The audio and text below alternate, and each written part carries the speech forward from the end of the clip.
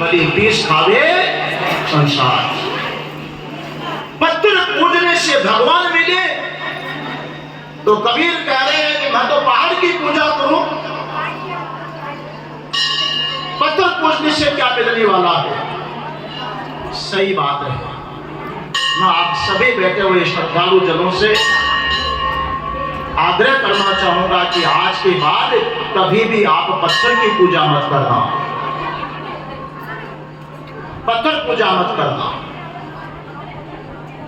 आप सोच रहे होंगे महाराज हमने तो मंदिर पत्थर का बनाया, मूर्ति पत्थर की बनवाई, वही पूजा करने के लिए सारा काम जाम रचा है, और आपसे ये सुनने के लिए थोड़े ही बुलाया कि पत्थर पूजा मत करना। पर मैं तो यही कहूंगा कि आप पत्थर पूजा मत करना। पत्थर की पूजा तो मत करना, पूजा तो मांगड़ देव महाराज की करना। ठाकुर जी के मंदिर में जाओ, पूजा भगवान की करना, पत्थर की पूजा मत करना। हाँ, पत्थर में भगवान की पूजा कर सकते हो, पत्थर में मांगड़ देव महाराज की पूजा कर सकते हो, पर पूजा पत्थर की नहीं है। उसमें बैठे हुए मांगड़ देव महाराज की पूजा होगी, उसमें बैठे हुए ठाकुर जी महाराज की पूजा होगी। पूजा पत्थर की नहीं है। आप कहोगे कि हमें तो पत्थर दिखाई पड़ता है, उसके अंदर बैठे हुए मांगड़ महाराज कहां दिखाई पड़ेंगे, बैठे हुए मंदिर में ठाकुर जी कहां दिखाई पड़ते हैं, हमें तो पत्थर दिखाई पड़ता है। जरूरी नहीं है कि हम जिसकी पूजा करें वो आपको दिखाई पड़े। एक उदाहरण आपको बताता हूं, आप ध्यान दीजिए। अपने जीवन काल में कोई व्यक्ति पूरे 100 वर्ष की जिंदगी जीता, कितने वर्ष जिया वो? 365 दिन से आप गिनिए, गुणा करिए, 365 को 100 से गुणा करिए। किशन जी मास्टर साहब करा करके देखो तो जरा, अरे मोबाइल में दबा लो बटन, 36,500 दिन होते हैं। एक इंसान जो पेट में भोजन करता है, पानी पीता है, फल खाता, जो भी, एवरेज उसका 1 किलो वजन मान लो। 100 साल में एवरेज एक दिन का 1 किलो वजन मान लो, तो कितना खा गया वो?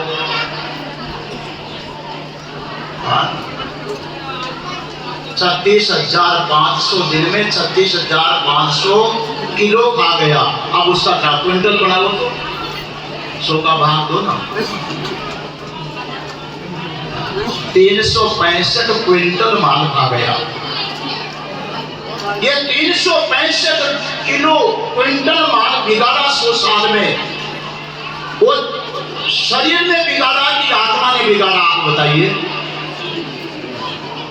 कौन खाता? आत्मा खाता है कि शरीर खाता है? शरीर खाता है। तो जब उसके प्राण निकल जाए, आत्मा निकल के चली जाए, कंधा दे करके ले जाते समय 10-20 किलो और खिला देना थोड़ा बहुत। अगर शरीर ही खाता हो तो डेड बॉडी पड़ी हुई उस वक्त तो खिला करके देखिएगा। केवल शरीर भोजन करने का माध्यम है। उसे खाए पिए अन्न में जो सामर्थ्य शक्ति है, वो शक्ति का उपभोग करने वाला चेतन आत्मा है, शरीर नहीं है। जो मैं बोलता है वो, और उस आत्मा को आज तक शरीर में किसी ने देखा नहीं है। बड़े बड़े वैज्ञानिक अनुसंधान करते करते मर गए, लेकिन आत्मा का दर्शन उनको आज तक नहीं हुआ। निराकार होते हुए वो आत्मा 100 साल में 365 क्विंटल अनाज खा गया। आप देखिए, 365 क्विंटल अनाज खा गया निराकार होते हुए। तो कैसे कहते हो कि फिर पत्थर में भगवान नहीं है? जब शरीर में आत्मा है तो पत्थर में भी भगवान है। आप कहोगे महाराज भगवान सब जगह, तो सभी पत्थरों में है, किसी की भी पूजा क्यों नहीं कर लेते? उसका कारण है, आप लोग आजकल लाइट जलाते हैं और कई 10-5 मोटर एक साथ चला दी तो लोड नहीं उठाती मोटर, वोल्टेज नहीं मिलते हैं। 240-250 वोल्टेज मिले तो मोटर चली। कोई ज्यादा बुद्धिमान व्यक्ति होता वो क्या करता है, लाइट कम आती है तो अपनी मोटर चलाने के लिए एक स्टेबलाइजर मशीन आती है छोटी सी,